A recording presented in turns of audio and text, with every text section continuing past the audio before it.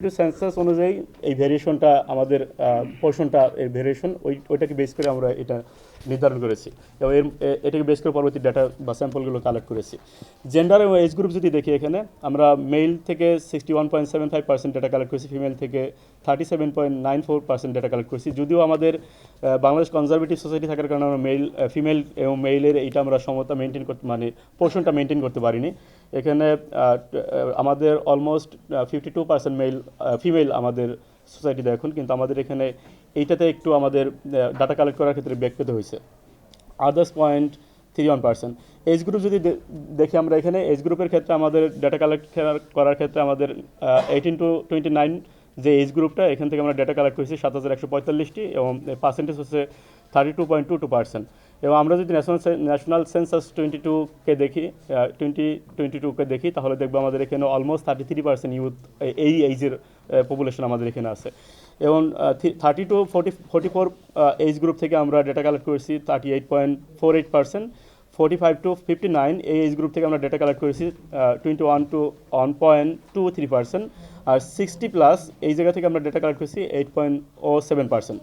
Education level যদি আমরা এখানে দেখি, এডুকেশন লেভেল নন এডুকেটেড যারা মানে ফর্মাল এডুকেশন যাদের নেই তাদের থেকে আমরা ডাটা কালেক্ট করেছি 3452টি এবং এই ডাটার পার্সেন্টেজ হচ্ছে 15.57%।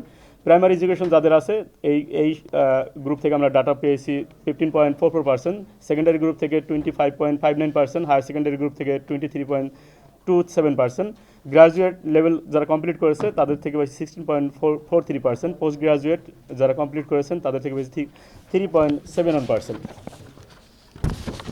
এবং অকুপেশন অ্যান্ড রিলিজিয়ান যদি আমরা এখানে দেখি, এখানে হাউস ওয়াইফ থেকে আমরা ডাটা কালেক্ট করেছি 22.33%, স্টুডেন্ট থেকে ডাটা কালেক্ট করেছি 17.84%, small businessman 14.85%, private job 11.53%, farmer 8.34%, labourer day labourer 7.80%, government job 5.79%, large business group থেকে 5.56%, আনএমপ্লয়েড 3.87% অ্যান্ড আদার্স 2.09%।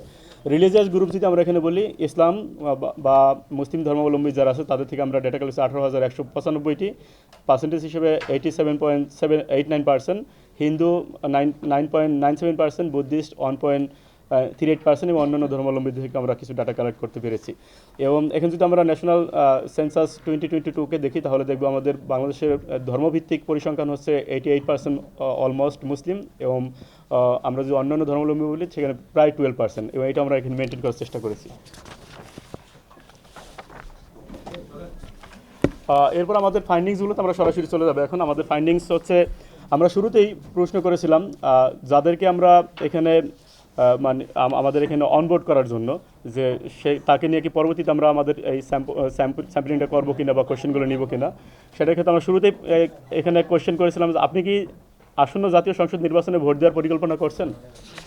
এই প্রশ্নের ভিত্তিতে এখানে দেখবেন আপনারা এখানে ইয়েস বলেছে 86.3% এবং আনডিসাইডেড এখন পর্যন্ত 11.4% আর নো বলেছে 2.3%। তার মানে 2.3% মানুষ ভোট দিবে না এটা তারা বলেছে। আর আনডিসাইডেড এখানে এই পার্সেন্টেজের মধ্যে যে 11.4% এবং হা বলেছে এখানে 86.3%। এবং এটা যদি বলি আমরা সর্বশেষ আমাদের যদি গ্রহণযোগ্য ইলেকশন বলি 2008 সেখানে বাংলাদেশে প্রায় 86% প্লাস ভোট কাস্ট হয়েছিল এবং আমরা এইটার মাধ্যমে বোঝা যাচ্ছে যে এই বছর হয়তো ফ্রি অ্যান্ড ফেয়ার ইলেকশন হলে এটাকে ওই সেম ভোট কাস্ট হওয়ার সম্ভাবনা রয়েছে। এবং আমরা পরবর্তীতে প্রশ্ন যেটা করেছিলাম এটা আমাদের এটার বলা চলে একটা লিডিং কোয়েশ্চেন। এটা বর্তমানে কোনো বিশেষ রাজনৈতিক দলের প্রতি কি আপনার সমর্থন আছে বা কোনো দলের নীতির প্রতি কি আপনি দুর্বলতা বোধ করেন। এই প্রশ্নের ক্ষেত্রে আমরা যেই সারাটা পেয়েছি তার মধ্যে হচ্ছে বিএনপির পক্ষে বলেছেন এখানে 34.7% এবং আমাদের এটা হচ্ছে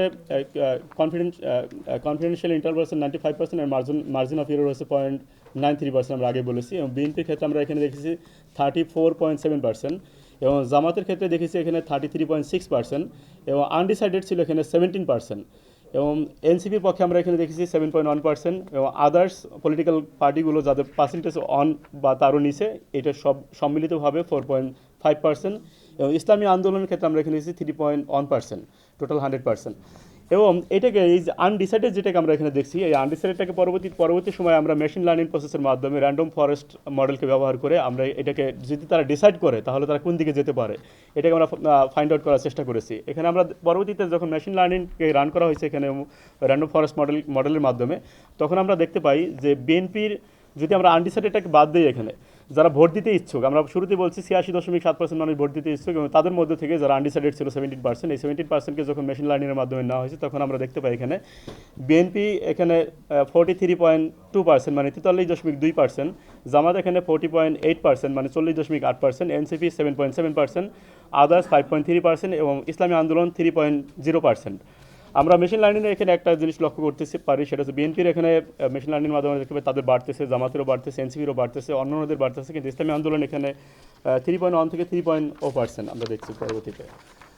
এর পরবর্তীতে আমরা যে ক্যাটাগরিগুলো শুরুতে আমরা বলেছি যে কোন ক্যাটাগরি থেকে কী পরিমাণ আমরা ডেটা নিয়েছি এবং তাদের মানে তাদের ভোটিং ইন্টেনশনটা কীরকম, এটা যদি আমরা দেখি, ধরে পার্টি সাপোর্ট বা এজ গ্রুপ যদি আমরা শুরুতে দেখি বয়স ভিত্তিতে, আমরা শুরুতে বলছি যে 18 থেকে 29 বছর বয়সের যারা আছেন সেখান থেকে আমরা ডাটা কালেক্ট করছি 7,145টি। এই 7,145 ডাটার মধ্যে আমরা দেখতে পাই এখানে বিএনপিকে সাপোর্ট করে 28.6% মানুষ, এবং জামাতকে সাপোর্ট করে 33.6% মানুষ, এবং এনসিপিকে সাপোর্ট করে এখানে 12.6% মানুষ, এবং আনডিসাইডেড এই গ্রুপটার মধ্যে 18.5%।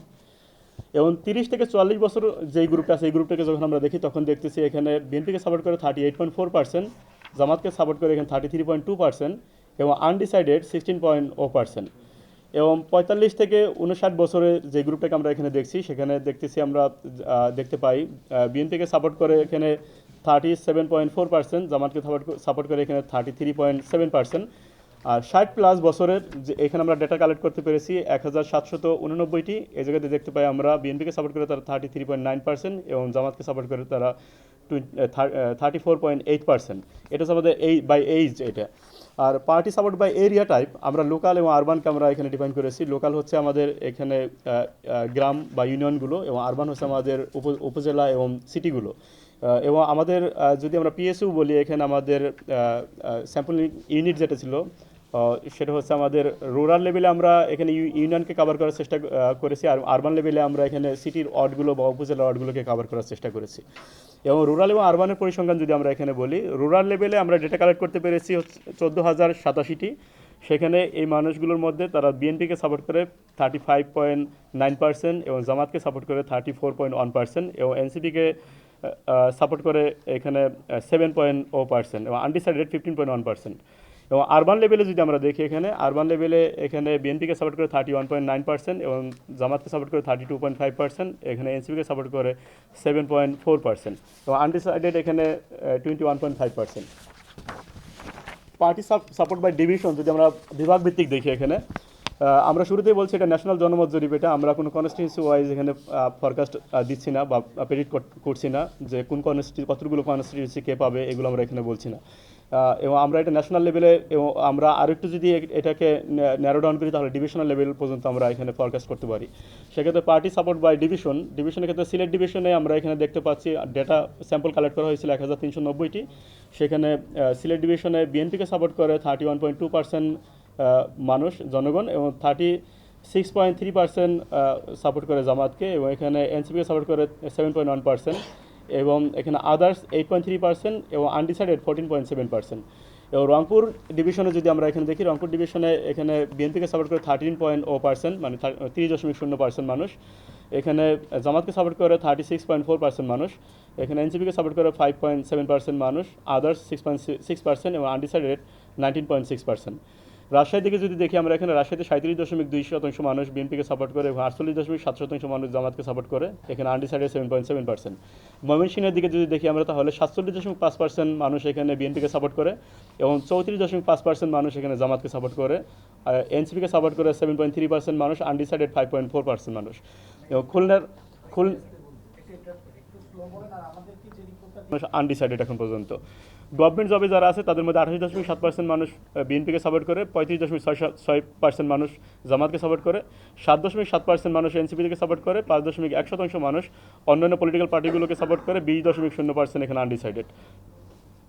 হোম মেকার বা গৃহিণী যাদেরকে আমরা স্যাম্পল সাইজ এখানে আমরা পেয়েছি তাদের মধ্যে থেকে 34.9% মানুষ বিএনপিকে সাপোর্ট করে, 35.3% মানুষ জামাতকে সাপোর্ট করে, 18.3% এখানে আনডিসাইডেড।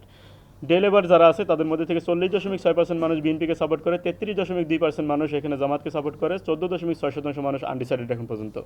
লাস্ট বিজনেস গ্রুপ যারা আছে তাদের মধ্যে 39.5% মানুষ বিএনপিকে সাপোর্ট করে, 33.4% মানুষ জামাতকে সাপোর্ট করে, 14.9% এখন আনডিসাইডেড।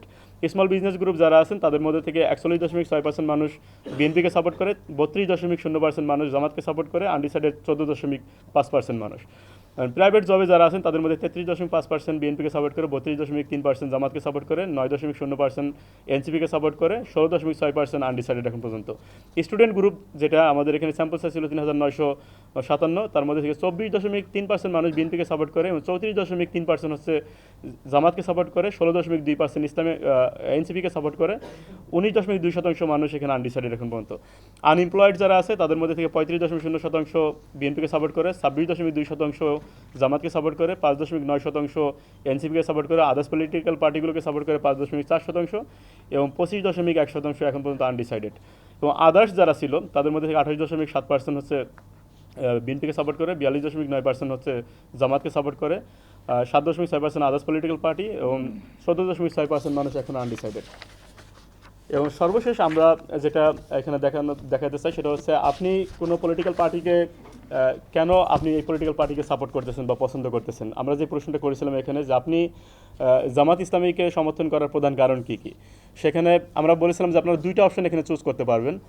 যখন যে ব্যক্তি বলেছে যে আমি জামাত ইসলামকে সাপোর্ট করি তখনই তাকে প্রশ্নটা করা হয় পরবর্তীতে আপনি জামাত ইসলামকে কেন সাপোর্ট করতেছেন। তখন তিনি যেই রেসপন্স করেছিলেন সেটা হচ্ছে জামাত ইসলামী 44.8% ওই রেসপন্স মনে করে যে জামাত ইসলামী লেস করাপ্ট, এই জন্য করাপশন কম করে, এই জন্য আমি তাকে পছন্দ করি। এবং 40.7% লোক মনে করে যে তাদের অনেস্ট ইমেজ, এই জন্য তাদেরকে পছন্দ করি। 30.3% মনে করে তারা ক্যান সলভ লোকাল প্রবলেম, এই জন্য আমরা তাদেরকে পছন্দ করি। এবং 25.5% মানুষ মনে করে ডেমোক্রেটিক ভ্যালুজ আছে তাদের মধ্যে, এই জন্য তাদেরকে পছন্দ করি। আর আমাদের একটা অপশন ছিল এখানে জুলাই রেভলিউশনারি রুল, এখানে জামাতকে সাধারণ মানুষ মনে করে তাদের 16.4% সাধারণ মানুষ মনে করে জামাতের জুলাইতে রেভলিউশনারি রুল ছিল, এই রুলের কারণে আমরা তাকে পছন্দ করি। রুল ছিল বলতে রুলের কারণে পছন্দ করি। এই কোয়েশ্চেনটি যখন আমরা বিএনপি সাপোর্টার যারা তাদেরকে জিজ্ঞেস করেছিলাম যে আপনি বিএনপিকে সমর্থনের প্রধান কারণ কি, তখন 72.1% মানুষ তারা বলেছিল তাদের পাস্ট এক্সপিরিয়েন্স আছে, আগের সরকার চালানোর তাদের অভিজ্ঞতা আছে, এই জন্য আমরা তাদেরকে পছন্দ করি। 72.1% মানুষ। ডেমোক্রেটিক ভ্যালুজ আছে 34.2% মানুষ মনে করতেছিল, ক্যান সলভ প্রবলেমস 26.4% মানুষ মনে করতেছিল, লেস করাপ্ট 22% মানুষ, অনেস্ট ইমেজ 14.8% মানুষ। এবং জুলাই রেভলিউশনারি রুল যখন এটাকে আমরা এইটাতে 9.9% মানুষ মনে করে তাদেরকে আমরা সাপোর্ট করি, তাদের বিএনপির জুলাই রেভলিউশনারি রুল ভূমিকা ছিল। এবং তৃতীয়, আমরা যখন আপনি এনসিপিকে সমর্থন করার প্রধান কারণ কি যখন আমরা প্রশ্ন করি তখন তারা 36.7% মানুষ মনে করে এনসিপির জুলাই রেভলিউশনারি রুল ছিল, এই জন্য আমরা তাদেরকে পছন্দ করি। এবং ডেমোক্রেটিক ভ্যালুসের ক্ষেত্রে 30.4% মানুষ এবং ক্যান সলভ প্রবলেমস এরা 29.9% মানুষ, লেস করাপ্ট 26.9% মানুষ। এবং একই প্রশ্ন আমরা যেহেতু আমরা শুরুতেই দেখেছি আমরা 4টা পলিটিক্যাল পার্টিকে এখানে নিয়ে আসার চেষ্টা করেছি, যেহেতু পার্সেন্টেজ যদি 1% প্লাস আমরা এই 4টা পলিটিক্যাল পার্টির ক্ষেত্রেই দেখি, সেক্ষেত্রে আমরা ইসলামী আন্দোলন এখানে একটি পলিটিক্যাল পার্টি। আপনি ইসলামী আন্দোলনকে সমর্থন করার প্রধান কারণ কি, 38.3% মানুষ মনে করে তারা লেস করাপ্ট, 34.6% মানুষ মনে করে তাদের অনেস্ট ইমেজ, 30.3% মানুষ মনে করে ক্যান সলভ প্রবলেমস, 34.1% মানুষ মনে করে ডেমোক্রেটিক ভ্যালুস, আর জুলাই রেভলিউশনারি রুলের ক্ষেত্রে 8.8% মানুষ মনে করে তাদের জুলাই রেভলিউশনের ভূমিকা ছিল।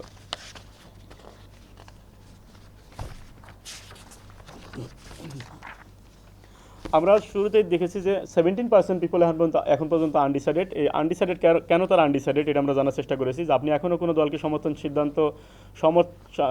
সমর্থনের সিদ্ধান্ত না নেওয়ার প্রধান কারণ কি, তখন কোনো মতামত দেননি এখানে 38.6% মানুষ। এবং অনেকেই বলছেন 30.1% মানুষ বলছেন can not trust any political party, 18.1% বলছেন নট ইন্টারেস্টেড ইন পলিটিক্স, 14.4% বলছেন আনক্লিয়ার পলিটিক্যাল সিচুয়েশন, এবং আরও কিছু পার্সেন্টেজ অন্যান্য মতামত দিয়েছেন।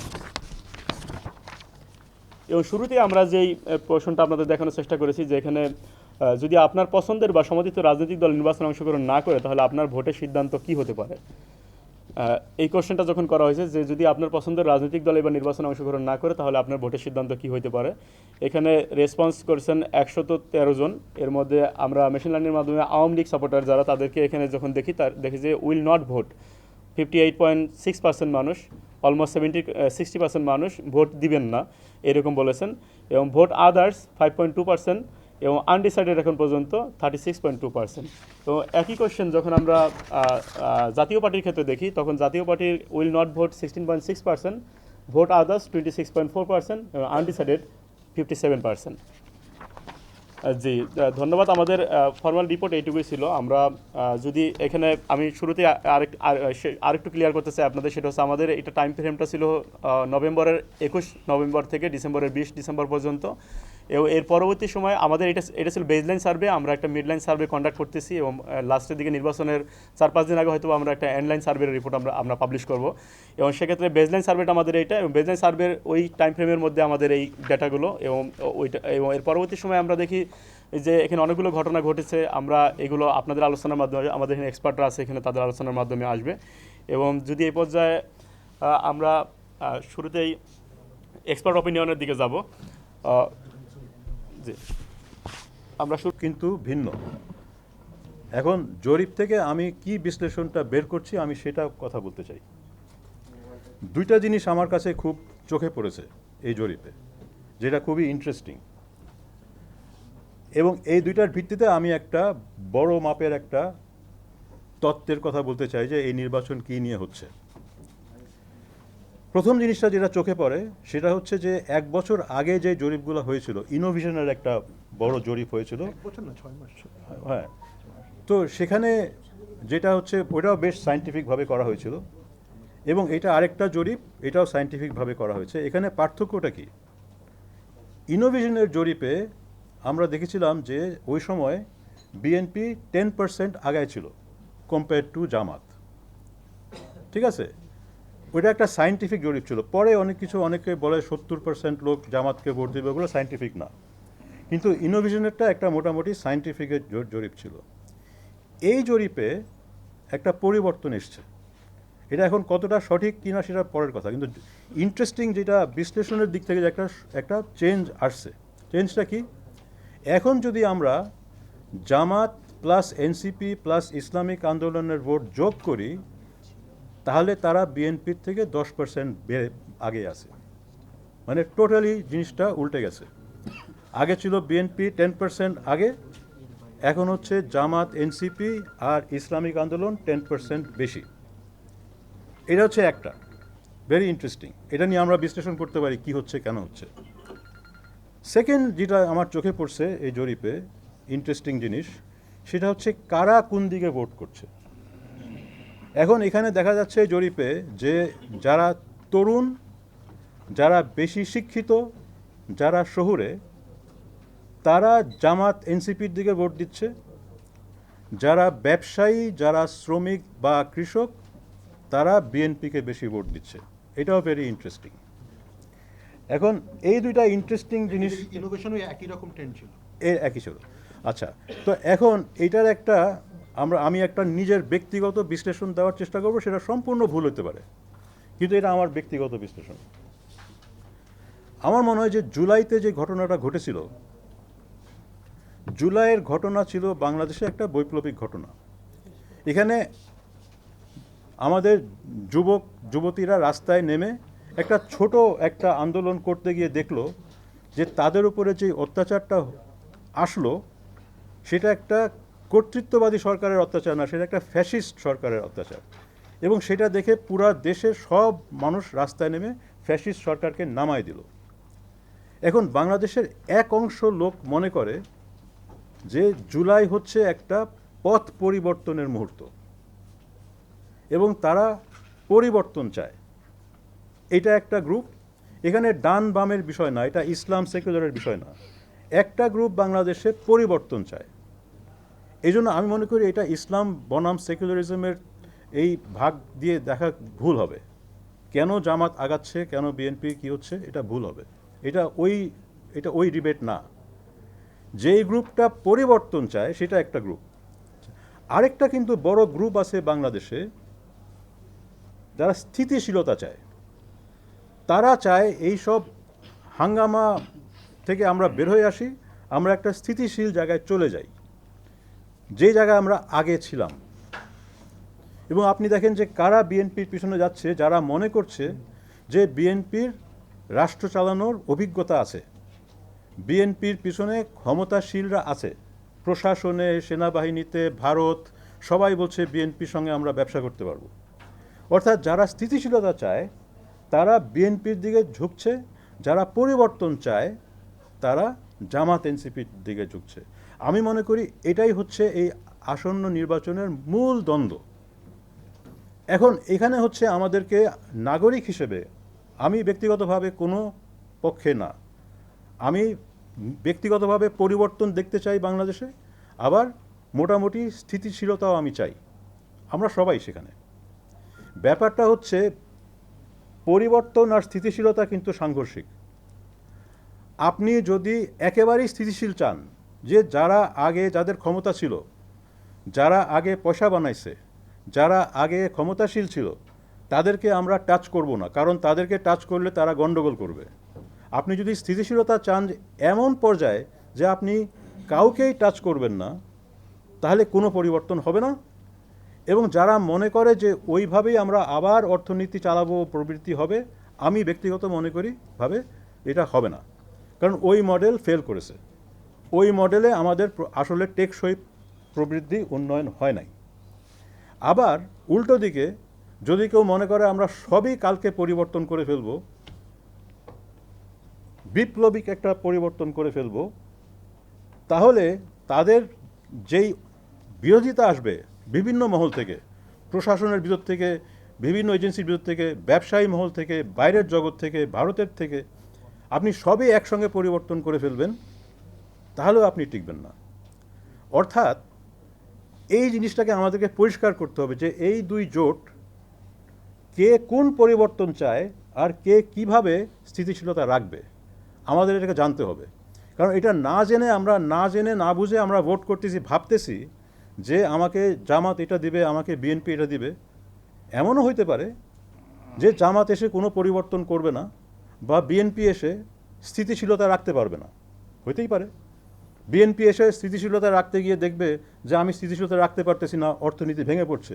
বা জামাত এসে হয়তো আমাদেরকে সবাইকে মানে অবাক করবে যে সে পরিবর্তন করলো না, হইতে পারে। তো এখন আমাদের করণীয়টা কি? এই জরিপটা হচ্ছে একটা সুযোগ আমাদেরকে সবাইকে দলগুলোর সামনে দাবি করা, যে আপনি আমাদেরকে বুঝান যে আপনারা কি করবেন, পরিবর্তনের ক্ষেত্রে কি করবেন। শুধু বললে যে আমরা দুর্নীতি চাই না, শুধু বললে যে আমরা চাঁদাবাজি চাই না, এটা যথেষ্ট না। দুর্নীতির সম্বন্ধে আপনারা ক্রিটিক্যালি কি করবেন? এই যে চুরি হয়েছে এত হাজার হাজার লক্ষ লক্ষ কোটি টাকা, এই সরকার সেটা ফেরত আনার কাজটা শুরু করেছে, শেষ করতে পারে নাই। কেন পারে নাই? কারণ তারা আইনের মাধ্যমে চুরির টাকা ফেরত আনার চেষ্টা করতেছে। আইনের মাধ্যমে আনা খুব কঠিন, আপনাকে রাজনৈতিক ক্ষমতা ব্যবহার করতে হবে এটা ফেরত আনার জন্য। তো আমাদের জানতে হবে যে পরবর্তী যে রাজনৈতিক সরকার যেটা আসবে, কারণ এই সরকার বলছে আমরা তো রাজনৈতিক সরকার না, আমরা ওই ক্ষমতা প্রয়োগ করতে পারবো না। তো রাজনৈতিক সরকার কি করবে? এই যে চুরির টাকা এরা কিভাবে ফেরত আনবে? আমাদের যে এই যে উঁচু মূল্যে আমাদের সব এই বিদ্যুৎ দেওয়া হয়েছে চুক্তি, এগুলো নিয়ে তারা কী করবে? আমাদের যে বৈদেশিক চুক্তিগুলো হয়েছে সেই নিয়ে তারা কী করবে? আমাদের যে ব্যাংক চুরি হয়ে গেছে, ব্যাংক তারা কিভাবে ঠিক করবে? আমাদের যে প্রত্যেকটা নিয়োগ দেওয়া হয় দলীয় কারণে এবং দুর্নীতির মাধ্যমে, এই নিয়োগ ব্যবসা তারা কিভাবে থামাবে? আমরা জানতে চাই। যতই কংক্রিট মানুষের কথা বলবে যে আমরা আসলে আমরা এইটা করব, যাতে করে নিয়োগের ক্ষেত্রে নিয়োগ ব্যবসা না হয়, কি করবেন আপনারা? আমরা জানতে চাই। তাহলে এই জিনিসটা নিয়ে মানুষে সঠিকভাবে ভোট দিতে পারবে যে আমরা পরিবর্তন চাই, এই পরিবর্তন চাই। আর আপনি যদি মনে করেন যে আপনি স্থিতিশীলতা দিবেন বাংলাদেশকে, তাহলে কিভাবে দিবেন? আপনার মিত্র কারা, শত্রু কারা? আচ্ছা, ভারত তো অলরেডি বলে দিয়েছে তারা জামাতকে চায় না। তাহলে জামাতকে বলা উচিত যে ভারত ছাড়া তারা অন্য কার সঙ্গে তারা মৈত্রী করবে? তারা কি চায়না, আমেরিকা, পাকিস্তান, কার সঙ্গে? আমরা জানতে চাই। ভারত বাই দ্য ওয়ে এখন দুনিয়াতে কিন্তু শক্তিশালী শক্তি না, সবাই ভারতকে ত্যাগ করেছে। ভারত ছাড়া কিন্তু আমাদের এখানে টিকে থাকা খুবই সম্ভব, কিন্তু আপনাকে একটা স্ট্র্যাটেজি দিতে হবে। আমি বলছি না বিএনপি ভারতকে চায়, বিএনপি কিছু বলে নাই, বিএনপি হয়তো ভারতকে চায় না। বিএনপিকে বলা উচিত তার আন্তর্জাতিক মিত্ররা কারা, ঠিক আছে? কারণ হচ্ছে যে এখন মানুষ শুনতেছে যে ভারত বলতেছে আমি বিএনপিকে চাই, তো বিএনপি কি ভারতকে চায়? আমার তো মনে হয় না। তাহলে বিএনপিকে বলা উচিত তার মিত্র কারা, জামাতকে বলা উচিত তার মিত্র কারা, নাহলে মানুষ ভুল কারণে ভুল মানুষকে ভোট দেবে, ঠিক আছে? তো এখন এই আগামী মাসটা হবে খুবই গুরুত্বপূর্ণ বাংলাদেশের জন্য। এই নির্বাচনটা আমার মতে হবে পরিবর্তন বনাম স্থিতিশীলতা। আমি কতটা পরিবর্তন চাই, কতটা স্থিতিশীলতা চাই, এবং দুই দল যখন এটা পরিষ্কার করবে আমরা সত্যিকার অর্থে একটা ভালো নির্বাচন হবে এবং সত্যিকার অর্থে আমাদের একটা দিক নির্দেশনার নির্বাচন হবে। কিন্তু না হলে যেটা এই যে আবছা আবছা মানে অন্ধকার ঘরে হাতি ধরে ধরে এটা কি হাতি না ঘোড়া আমরা বোঝার চেষ্টা করতেছি, এটা যাতে না হয়। এবং এইটাই হচ্ছে আমি এক্সাইটেড এই জরিপটা নিয়ে। আমি এই জরিপটা নিয়ে এক্সাইটেড কারণ এই জরিপটা নিয়ে আমরা অনেক আলোচনা করতে পারি এবং এটা নিয়ে আমরা দলগুলোর সামনে গিয়ে বলতে পারি যে ভাই এটা বুঝান আপনারা কী করতে চান। Thank you.